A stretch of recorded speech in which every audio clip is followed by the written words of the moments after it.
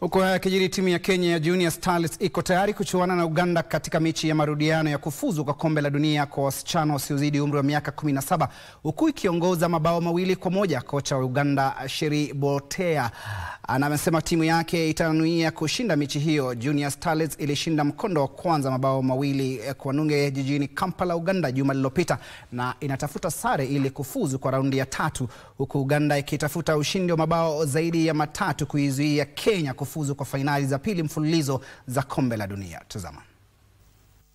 Huku ikiwa chini mabao 2-0 kutokana na mkondo wa kwanza jijini Kampala juma lililopita, kocha wa Uganda Sheri Botea amesema timu yake itajitahidi iwezavyo kurekebisha makosa ya mkondo wa kwanza itakapocheza uwanjani Nyayo ndiposa ifuzu kwa raundi ya 3 ya kufuzu. We are expecting the same Kenyan team. We are expecting a team with the same physicality, with the same speed, with the same maturity level, because they've shown us the reason why they've gone to the World Cup. But this is the beauty about the game. You know, we've never been there. We've got 6 or 7 players that played for the first time for the national team in the first leg. So these are things that we need to really boost our team. These are the opportunities that we need our team to get stronger. These are the opportunities where we could say the girls have to learn to play under pressure.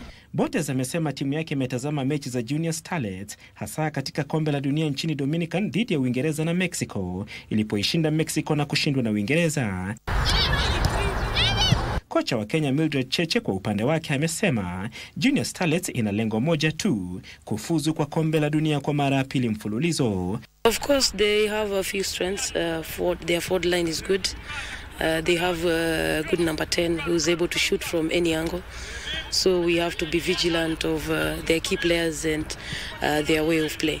Makala ya 9 ya kombe la dunia kwa wasichana wasiozidi umri wa miaka 17 yatachezwa nchini Morocco kuanzia tarehe 17 mwezi Oktoba hadi tarehe 8 mwezi Novemba mwaka huu.